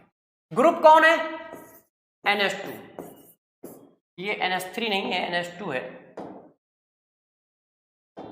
ग्रुप कौन है दोस्त, NH2। अब मेरे को बताओ NH2 ग्रुप कैसा होता है। यदि किसी एटम के पास लोन पेयर है तो वो प्लस एम होगा, और ग्रुप कोई भी हो माइनस आई होता है। एल्काइल ग्रुप प्लस आई होता है, बाकी सब माइनस आई होते हैं। अब यार दोस्त चिपकाओ, प्लस एम का मतलब क्या होता है, इलेक्ट्रॉन देना। अब माइनस चार्ज है, उसको इलेक्ट्रॉन दोगे तो माइनस चार्ज बढ़ जाएगा, स्टेबिलिटी कम हो जाएगी, इसका मतलब ये स्टेबिलिटी का अपोज कर रहा है। माइनस आई का मतलब होता है इलेक्ट्रॉन खींचना, माइनस चार्ज की स्टेबिलिटी चेक कर रहा हो, इलेक्ट्रॉन खींचेगा तो स्टेबिलिटी बढ़ जाएगी, ये अपोज कर रहा है, ये सपोर्ट कर रहा है। रिजल्ट क्या आया, रिजल्ट तो एम इफेक्ट आता है, इसका मतलब टोटल रिजल्ट क्या है, निगेटिव, और ये डोमिनेशन में है, ठीक। अब बताओ यदि आर इफेक्ट अपोज कर रहा है तो सीधा आंसर मेटा ही आएगा। क्यों, क्योंकि आर इफेक्ट अपोज कर रहा है, वो डोमिनेटिंग है तो वो स्टेबिलिटी को कम कर रहा होगा। मेटा पे स्टेबिलिटी कम नहीं हो रही होगी, क्यों नहीं हो रही होगी, क्योंकि मेटा वाला सभी बच्चों को पता है कि जो मेटा वाला होता है वो आर इफेक्ट से अलग होता है, उस पर आर इफेक्ट काम ही नहीं करता है। तो बताओ सबसे पहले कौन आया, मेटा आया। क्यों मेटा आया, क्योंकि आई इफेक्ट सपोज कर रहा है, आई इफेक्ट तो लगा रहा है, आई इफेक्ट लगाएगा तो ये इलेक्ट्रॉन को विथड्रॉ करेगा, इलेक्ट्रॉन को विथड्रॉ करेगा तो कार्बन पे प्लस आ जाएगा, कार्बन पे प्लस आया तो माइनस चार्ज कम हो जाएगा, स्टेबिलिटी बढ़ जाएगी, ये पकड़ के इलेक्ट्रॉन खींच लेगा तो माइनस कम हो जाएंगे। फिर कौन आएगा, न्यूट्रल। न्यूट्रल क्यों आ रहा है, कम से कम उसमें अपोज तो नहीं है, उसकी स्टेबिलिटी कोई कम तो नहीं कर रहा है, उसके माइनस चार्ज को कोई बढ़ा तो नहीं रहा है।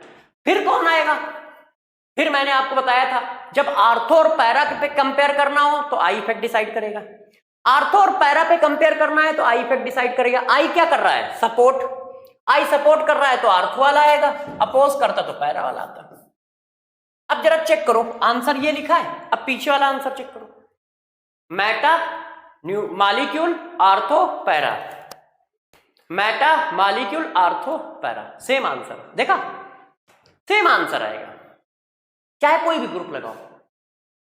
तो इसी तरह से हमें करना है, इसी तरह से करना है, बस ग्रुप देखते जाओ कि कौन सा ग्रुप लग रहा है कौन सा नहीं लग रहा है, इसी तरह से करते चले जाओगे। अब आपका मन कर रहा होगा सर एक क्वेश्चन हमें और दो, कैटायन का दो। अब निकाल लोगे कि मैं दूसरा भी बताऊं? एक क्वेश्चन और दूं आपको, कर लोगे? एक क्वेश्चन में सारी सिचुएशन बता दी है, दूसरे ग्रुप लगाओगे तो दूसरे से आ जाएगा ना आप लोगों को, कोई दिक्कत तो नहीं है दोस्त। चलो एक मैं पूछ लेता हूं, देखो एक और पूछ लेता हूं, ठीक है?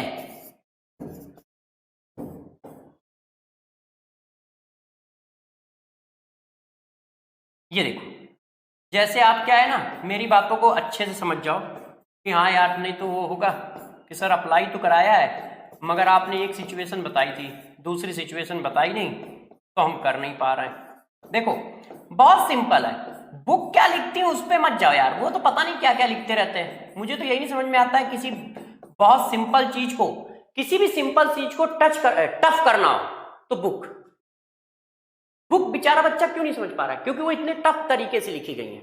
आसान तरीके से लिखो यार, बच्चा अपने आप समझ जाएगा, बच्चा इतना टैलेंटेड है खुद।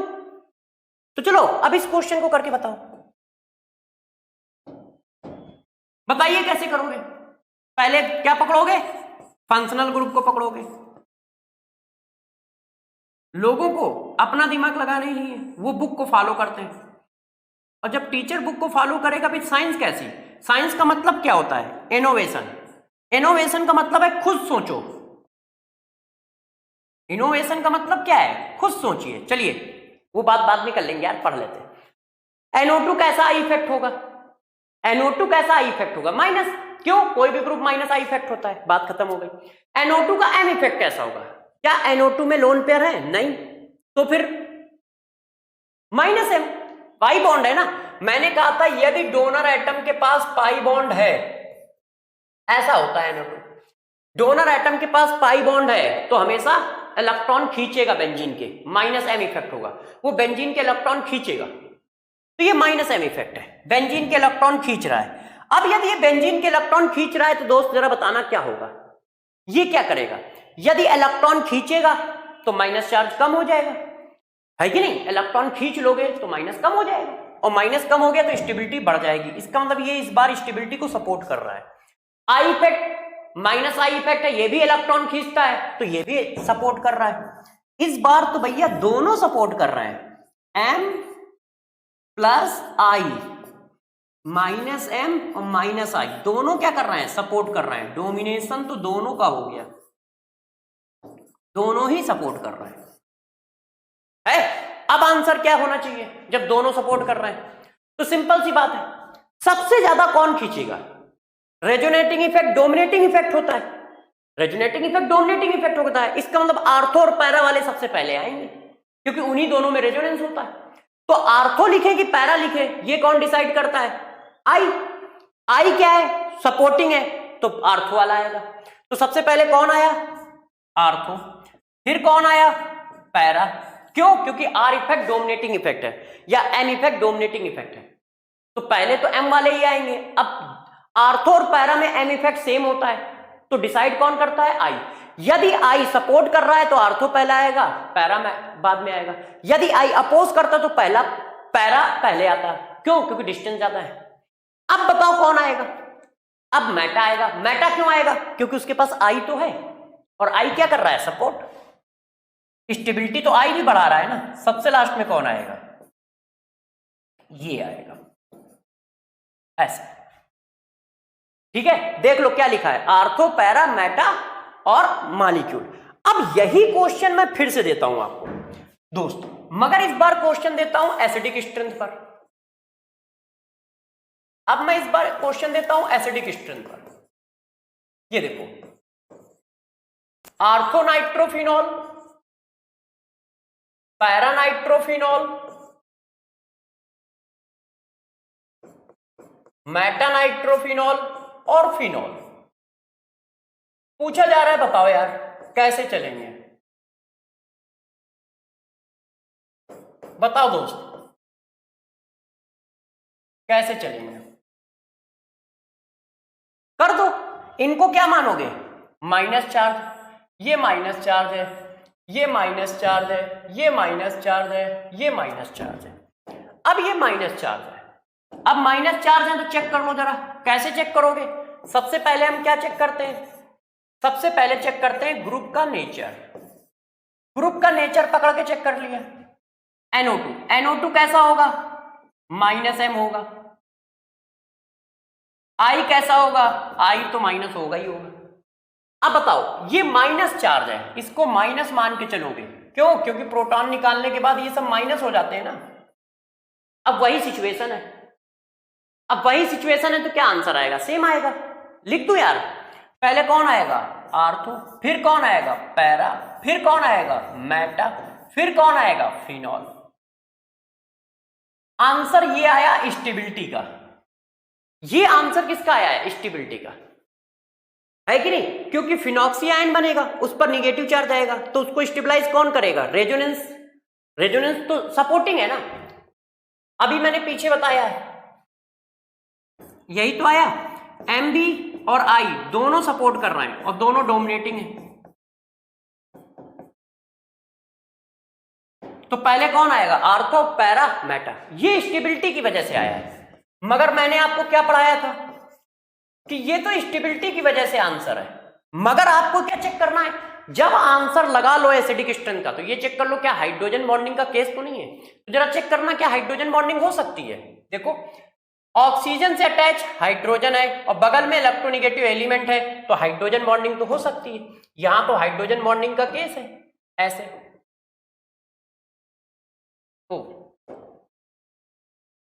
ये देखो, हाइड्रोजन बॉन्डिंग का केस है, और हाइड्रोजन बॉन्डिंग होगी तो मैंने क्या कहा था? एक पीछे चला जाएगा। तो इसका मतलब करेक्ट आंसर क्या होगा? ये रॉन्ग है। आंसर एसिडिक स्ट्रेंथ का रॉन्ग है, स्टेबिलिटी का सही है। तो एसिडिक स्ट्रेंथ का आंसर क्या हो गया? ये रॉन्ग है। राइट आंसर क्या होगा? बस इसको एक पीछे, एक पावदान बस पीछे कर दो। ये देखो, ये राइट आंसर हो गया। बात समझ पाए कैसे करना है? ये कह रहा हूं मैं। तो आप सारे क्वेश्चन सॉल्व कर लोगे, ठीक है। अब जरा कैटायन को भी देख लो यार, कैटायन कैसे काम करता है। तुमने कैटायन के बारे में तो पूछा ही नहीं, तो चलो अब कैटायन को देखते हैं। कैटायन देखो क्या करता है। देखो यार, ये कैटायन है। अब कैटायन में यही बात करो, ये कैटायन लगा है, ठीक है। और यही क्वेश्चन अप्लाई कर देता हूं इस पर भी। NO2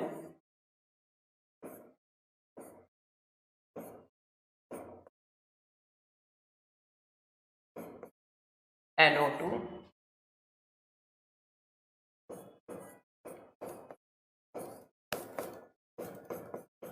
NO2 और ये एक सिंपल कैटायन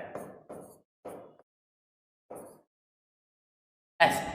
मैंने कहा इनकी स्टेबिलिटी लगाओ, A B C D। तो दोस्त इनकी स्टेबिलिटी कैसे लगाओगे? उसी तरह से लगाओगे। देखो, पहले क्या चेक करोगे? ग्रुप कौन है? NO2। NO2 क्या करता है? NO2 का resonance effect minus, I effect minus. क्यों? क्योंकि लोन पेयर नहीं है। जिसके पास लोन पेयर नहीं होगा उसका M इफेक्ट क्या होगा? निगेटिव होगा। मतलब वो बेंजीन से इलेक्ट्रॉन क्लाउड खींचेगा। जिसके पास मल्टीपल बॉन्ड है वो बेंजीन से इलेक्ट्रॉन क्लाउड खींचेगा। अच्छा, अब बेंजीन से इलेक्ट्रॉन क्लाउड दोस्त खींचोगे तो जरा बताओ इसके ऊपर चार्ज कैसा लगा है? प्लस। और तुम इलेक्ट्रॉन क्लाउड खींच लोगे तो प्लस चार्ज तो और बढ़ जाएगा, और प्लस चार्ज बढ़ गया इसका मतलब तुम सपोर्ट नहीं, अपोज कर रहे हो। अब अपोज कर रहा है, NO2 क्या कर रहा है? अपोज कर रहा है। क्यों अपोज कर रहा है? जरा देखो क्यों अपोज कर रहा है, जरा चेक करो। NO2 क्या कर रहा है? NO2 माइनस M इफेक्ट है। माइनस M इफेक्ट का मतलब होता है बेंजीन से इलेक्ट्रॉन खींच लेना। तो भैया जब तुम इलेक्ट्रॉन खींच लोगे तो प्लस चार्ज और नहीं बढ़ जाएगा, और प्लस चार्ज बढ़ गया, चार्ज बढ़ गया तो स्टेबिलिटी कम हो गई। इसका मतलब अपोज कर रहा है। I इफेक्ट ये भी अपोज कर रहा है। क्यों? माइनस I इफेक्ट का मतलब भी होता है इलेक्ट्रॉन खींचना। अब जब दोनों खींचोगे तो क्या होगा? अपोज। इसका मतलब दोनों अपोज कर रहे हैं। मगर डोमिनेटिंग कौन होता है? ये M। इसका मतलब दोस्त क्या होगा? सबसे ज्यादा कौन आएगा? सबसे पहले कौन आएगा? जब सभी अपोज कर रहे हैं तो सबसे पहले कौन आएगा? न्यूट्रल, जिसके पास कोई ग्रुप नहीं है। क्यों? क्योंकि कम से कम इसके पास किसी तरह का अपोज तो नहीं है, कोई इसकी स्टेबिलिटी को कम तो नहीं कर रहा है, चाहे वो रेजोनेंस हो चाहे I इफेक्ट हो। दोनों ही कम कर रहे हैं ना स्टेबिलिटी को, क्योंकि दोनों इलेक्ट्रॉन क्लाउड को खींच लेंगे बेंजीन के, और जब बेंजीन के इलेक्ट्रॉन क्लाउड खींच लोगे तो स्टेबिलिटी कम हो जाएगी, क्योंकि इलेक्ट्रॉन क्लाउड खींचोगे तो प्लस चार्ज बढ़ जाएगा, प्लस चार्ज बढ़ गया तो स्टेबिलिटी कम हो गई। इसका मतलब ये सब अपोज कर रहे हैं। तो पहले कौन आएगा? जिसमें कोई ग्रुप ना लगा। फिर कौन आएगा? आप सभी जानते हैं रेजोनेटिंग इफेक्ट डोमिनेटिंग इफेक्ट है, और वो क्या कर रहा है? अपोज। तो फिर मेटा आएगा, क्योंकि उसमें कम से कम रेजोनेंस तो नहीं है। फिर कौन आएगा? आर्थो और पैरा में रेजोनेंस सेम होता है, तो उसको कौन डिसाइड करता है? आई। अब आई इफेक्ट क्या है? अपोज। और जब भी आई इफेक्ट अपोज होगा तो कौन आएगा? पैरा, क्योंकि डिस्टेंस ज्यादा है। डिस्टेंस ज्यादा है तो अपोज कम होगा। यहां से यहां तक अपना इफेक्ट पहुंचाने में उसको टाइम लगेगा ना। आई इफेक्ट अपोज कर रहा है तो पहला पहले ऑर्थो बाद में। बात समझ गए क्यों? क्योंकि यार आई इफेक्ट यहां पे है। अब ये इलेक्ट्रॉन क्लाउड खींचेगा, फिर यहां प्लस आएगा, वो ऐसे खींचेगा प्लस यहां, फिर ये ऐसे खींचेगा प्लस यहां, फिर ये ऐसे खींचेगा प्लस यहां, फिर ये ऐसे खींचेगा तो प्लस यहां एडिटिव हो गया। मगर इतनी ज्यादा डिस्टेंस पर ये खत्म भी हो जाएगा, और ये तो जस्ट बगल में है। ये ऐसे प्लस खींचा प्लस यहां, ये ऐसे प्लस खींचा प्लस यहां, ये ऐसे प्लस खींचा प्लस यहां, तो ये ज्यादा प्लस पहुंचाएगा, क्योंकि डिस्टेंस डिपेंडिंग होता है ना आई इफेक्ट, और ये कम पहुंचाएगा, इसीलिए पैरा वाला पहले आता है। अब ये आंसर है इसका करेक्ट आंसर। अब जरा गौर से देखना, इसी जगह पे मैं तुम्हें एक और बात बताता हूं। जैसे क्या हो, सिमिलरिटी आ जाए तो आपको करने में कभी दिक्कत ना आए, आसानी से। जैसे इसको चेक किया है, डिट्टो यही इसको चेक कर दो। देखो, यदि मैं पूछ दूं इनमें से कौन सा एमीन ज्यादा बेसिक है, ये देखो,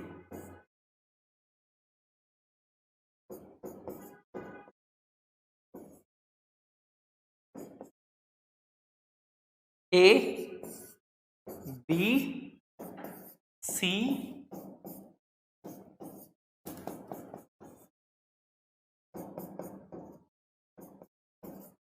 और डी। मैंने कहा बताओ भाई कौन सा एमीन ज्यादा बेसिक है? ऐसे तो डिट्टो सेम बात है। क्यों? क्योंकि एमीन प्रोटॉन गेन करेगा तो अमोनियम आयन बनाएगा। इसको तुम प्लस चार्ज मान के चला करो कि ये प्लस चार्ज है। एमीन के केस में क्या मान के चला करो? प्लस चार्ज, कि ये प्लस चार्ज है। इसको ये सपोज करके चला करो कि ये प्लस चार्ज है, ये दोस्त प्लस चार्ज है। अब बताओ, यदि ये प्लस चार्ज है तो आंसर तो सेम ही आएगा। सबसे ज्यादा बेसिक स्ट्रेंथ किसकी आएगी बताइए? ओ, सबसे ज्यादा बेसिक स्ट्रेंथ किसकी आएगी? क्या कोई बच्चा बता सकता है? बता सकते हो क्योंकि तुम लोग समझदार हो। सबसे ज्यादा बेसिक स्ट्रेंथ किसकी आएगी? NO2 ग्रुप बेसिक स्ट्रेंथ को क्या करेगा? अपोज करेगा। और एमीन के केस में मैंने क्या पढ़ाया है? एमीन के केस में मैंने पढ़ाया है कि इनको तुम क्या मान लोगे? प्लस मान लोगे, कि इनके ऊपर प्लस चार्ज है। और जब इनके ऊपर तुम प्लस चार्ज मान लोगे तो ऊपरी वाला केस तो हो गया दोस्त। तो सबसे ज्यादा बेसिक स्ट्रेंथ का ऑर्डर क्या आएगा? सबसे पहले कौन आएगा? एमीन। फिर कौन आएगा? मेटा।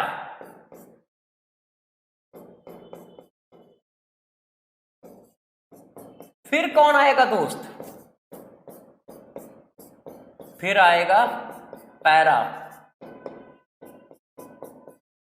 सबसे लास्ट में कौन आएगा? आर्थो।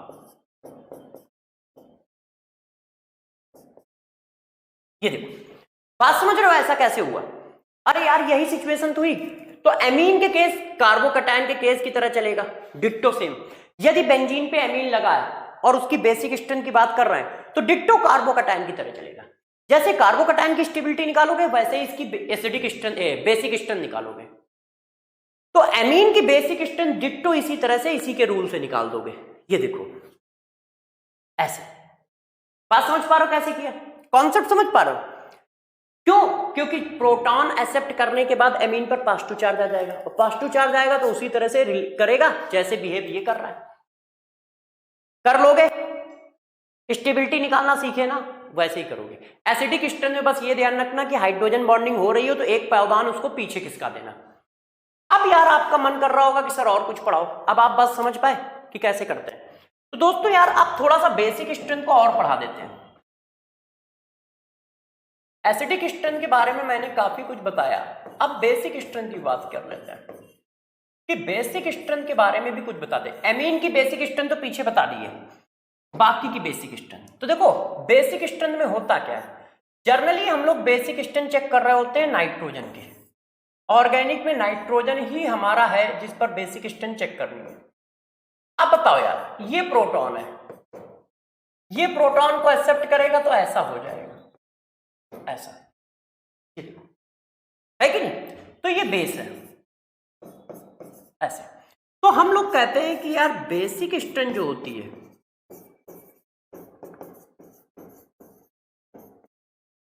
वो डायरेक्टली प्रोपोर्शनल होती है electron density of nitrogen atom.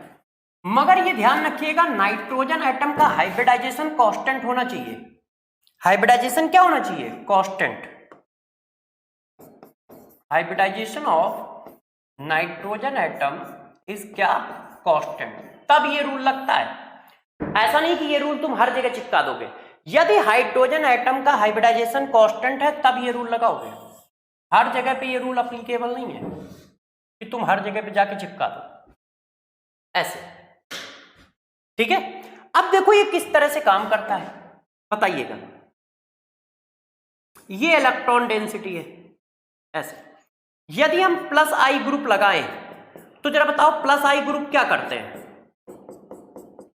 Plus I group electron donating होते हैं ऐसे।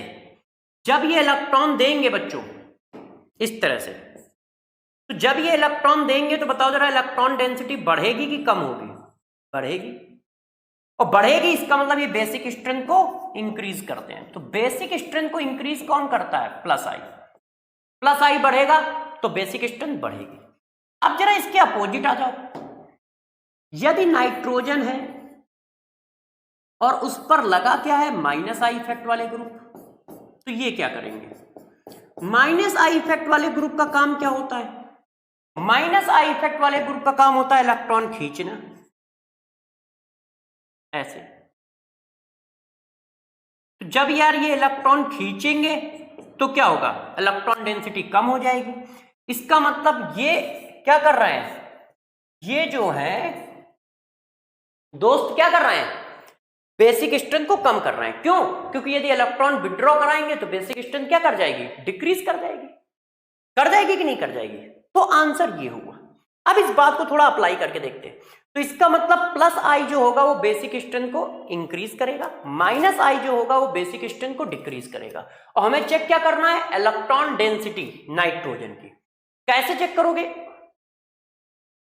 ये क्या हुआ? अच्छा, कैसे चेक करोगे? कोई बात नहीं बच्चों, देखिए कैसे चेक करोगे उस बात को एक्सप्लेन कर देता हूं कि चेक कैसे करोगे। इस स्लाइड को ऊपर कर देते हैं, इस स्लाइड को नीचे। अब देखो कैसे चेक करते हैं, इधर बताते हैं। देखो दोस्त, जैसे ये क्वेश्चन आया, किसी ने मेरे से कहा अमोनिया प्राइमरी अमीन,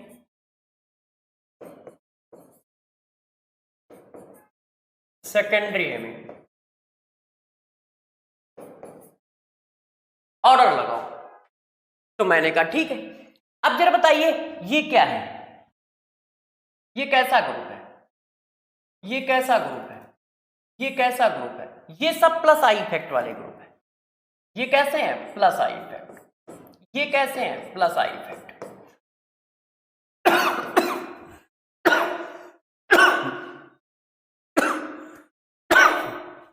सॉरी बच्चों, ये कैसे हैं? प्लस आई इफेक्ट ग्रुप है। प्लस आई इफेक्ट ग्रुप होने का मतलब क्या है? ये इलेक्ट्रॉन डेंसिटी को बढ़ाएंगे। तो जरा बताइए, यदि मैं इसको ए बोलूं मेरे दोस्त, इसको बी बोलूं प्यारे बच्चों, इसको सी बोलूं, तो बेसिक स्ट्रेंथ का ऑर्डर क्या बनेगा? सी सबसे ज्यादा होगा क्योंकि ये इलेक्ट्रॉन डेंसिटी को बढ़ा रहा है, डोनेटिंग होता है ना ऐसे। फिर कौन होगा? बी। फिर कौन होगा? ए। इसी क्वेश्चन को यदि मैं ऐसे बोल दूं तो देखिए,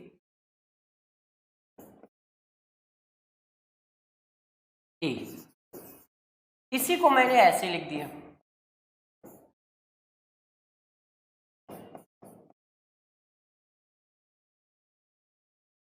बताओ, P ग्रेटर देन A होगा।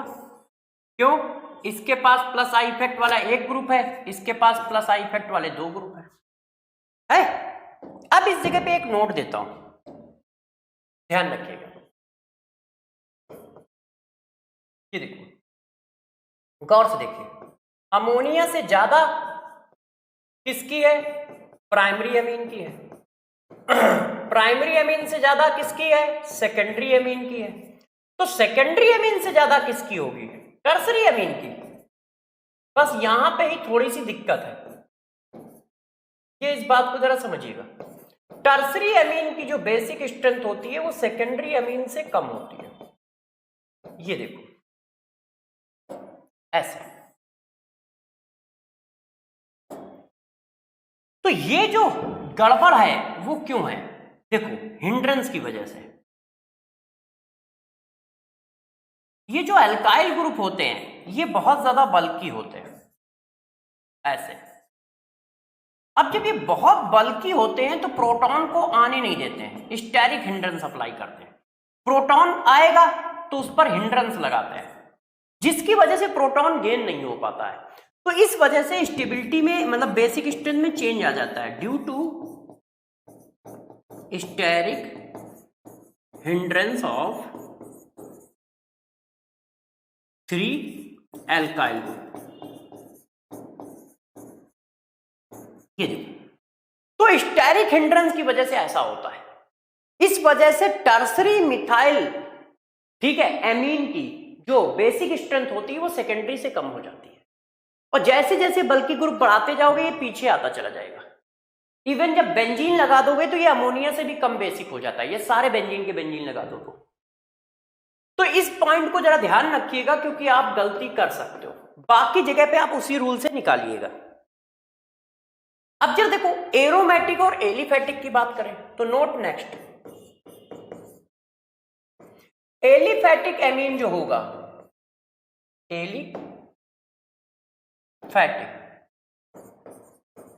एलिफेटिक एमीन जो होगा वो एरोमेटिक एमीन से ज्यादा स्टेबल होगा, मतलब ज्यादा बेसिक होगा। एरोमेटिक एमीन, एलिफेटिक एमीन जो होगा वो एरोमेटिक एमीन से ज्यादा बेसिक होगा। ऐसा क्यों होगा? सिंपल सी बात है। देखो इधर, ये एनिलीन है, ऐसे। अब यार मेरे दोस्त जरा बताओ, ये तो इलेक्ट्रॉन डेंसिटी को बढ़ा रहा है, और यहां पर क्या है? रेजोनेंस हो रहा है। रेजोनेंस होगा तो ये ऐसे आएगा, ऐसे आएगा तो ये तो इलेक्ट्रॉन डेंसिटी को डिक्रीज कर रहा है। इलेक्ट्रॉन डेंसिटी क्या हो रही है? कम हो रही है। यहां पे इलेक्ट्रॉन डेंसिटी डिक्रीज हो रही है रेजोनेंस की वजह से, और यहां पर इलेक्ट्रॉन डेंसिटी इंक्रीज हो रही है। तो जहां पर इलेक्ट्रॉन डेंसिटी इंक्रीज होगी उसकी बेसिक स्ट्रेंथ ज्यादा होगी, है कि नहीं? उसकी बेसिक स्ट्रेंथ ज्यादा होगी। इसी वजह से इसकी बेसिक स्ट्रेंथ ज्यादा है किससे? उससे। नेक्स्ट नंबर का नोट, जहां जहां गड़बड़ कर सकते हो वहां वहां सब बता देता हूं, जैसे आपसे गलती ना हो। देखो जरा बच्चों, अब किसी ने कहा जरा सर इस क्वेश्चन को बताइए। देखिए, एक क्वेश्चन है ये, अब इसमें एक और बॉन्ड बढ़ा दो, ऐसे कर दो, ये आ गया बी। किसी बच्चे ने कहा सर मजा नहीं आ रहा है, एक और बॉन्ड बढ़ा दो। मैंने कहा यार तुम्हारे मजे में हमारे को सजा ना हो जाए कहीं। ये देखो, एक और बॉन्ड बढ़ा दिया। अब वो कह रहा है कि बेसिक स्ट्रेंथ का ऑर्डर लगाओ, तो हमें क्या करना चाहिए? जरा देखो क्या है, ये sp3 है, ये मेरे दोस्त sp2 है, और ये sp है। क्या हाइब्रिडाइजेशन सेम है? नहीं।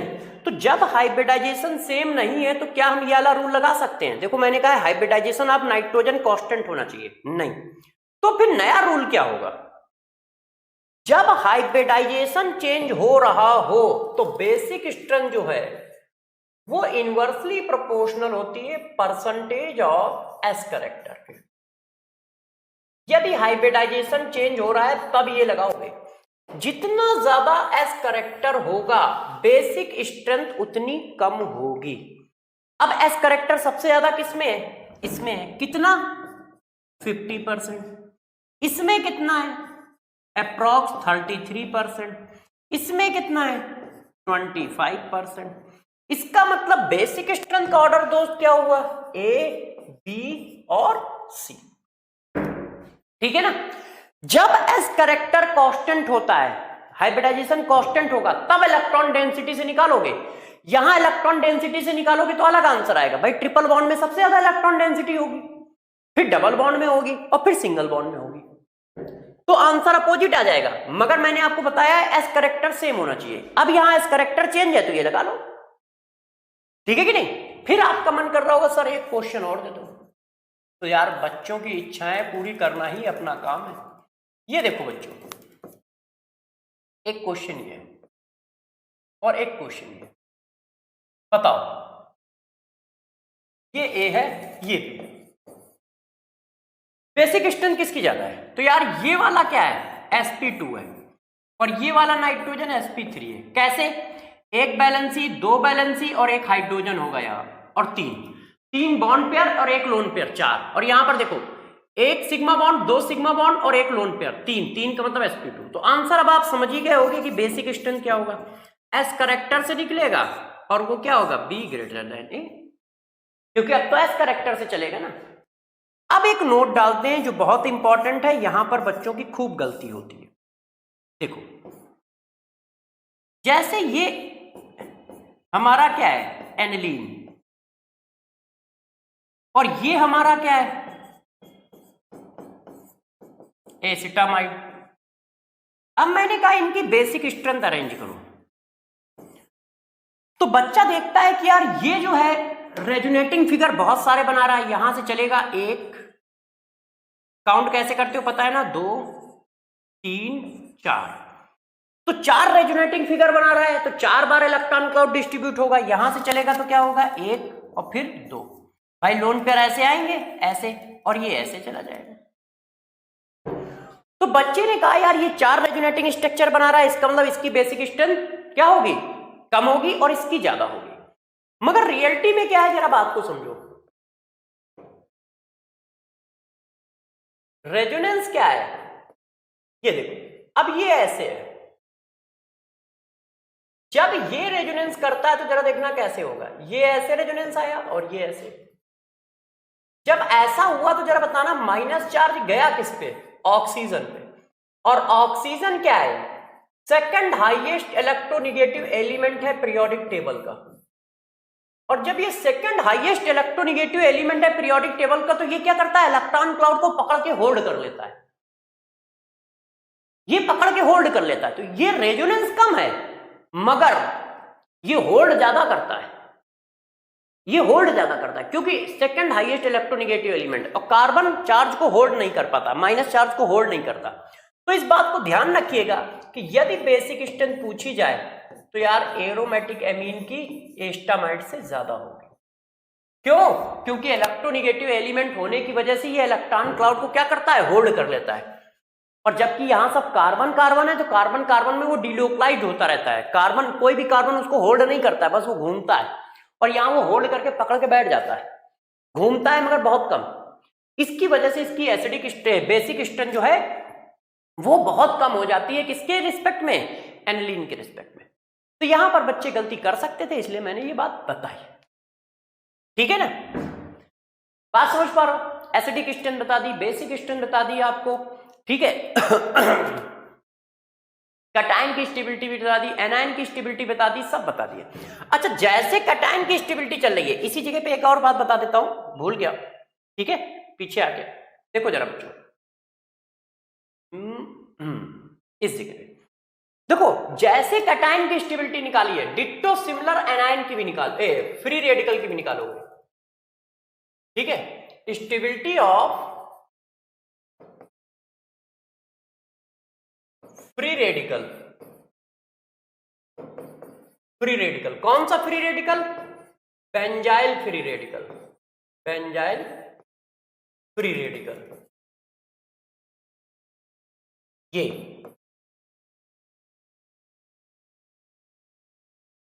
ये वाला सेम मैनर से डिस्कस होगी। Stability of free radical also, एक मिनट जगह कम है, ऑल्सो अप्लाई सेम कॉन्सेप्ट। ठीक है ना, जैसे आपने कार्बोकैटायन की स्टेबिलिटी को डिस्कस किया है, बेंजाइल कार्बोकैटायन की स्टेबिलिटी को डिस्कस किया है, डिट्टो उसी तरह से फ्री रेडिकल की स्टेबिलिटी को भी डिस्कस कर लोगे यदि कहीं आता है तो। इसी तरह से कॉन्सेप्ट लगा के आप क्या करोगे, डिस्कस करोगे, जरा सा भी चेंज नहीं करोगे। ठीक है, इस बात को समझ रहे हो सब लोग कि कब कब क्या क्या करना है, बेसिक स्ट्रेंथ में क्या करना है, एसिडिक स्ट्रेंथ में क्या करना है, स्टेबिलिटी वाले क्वेश्चनों को कैसे करोगे। ठीक है, क्वेश्चन का टाइम मेरे पास कम रहा है तो मैंने क्वेश्चन कम कराए दिए हैं, और वैसे बहुत सारे क्वेश्चन कराए भी हैं। अब जरा देखो, एक क्वेश्चन मैं पूछना चाहता हूं, मैं ये चाहता हूं कि देखो जरा तुमने मेरे से सीखा कितना है, और ध्यान रखिएगा आप अच्छे से नहीं बताओगे तो मार खा जाओगे यार दोस्त। मैं जितना पढ़ा रहा हूं उतना याद होना चाहिए, मतलब उस बात को आप अपने दिमाग में बैठा के चलो अच्छे से, गड़बड़ सड़बड़ मत करिए।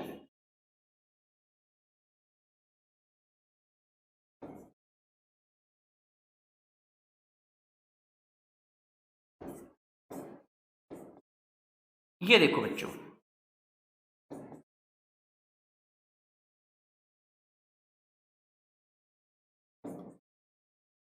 बहुत सिंपल और बहुत पावरफुल क्वेश्चन। आंसर बताओ स्टेबिलिटी का, आंसर बताओ स्टेबिलिटी का। मैंने स्टेबिलिटी के रूल पढ़ाए थे, उसी के हिसाब से आंसर पूछ रहा हूं, आंसर दीजिए। और रूल क्यों पढ़ाए गए थे वो अभी समझ में आ जाएगा।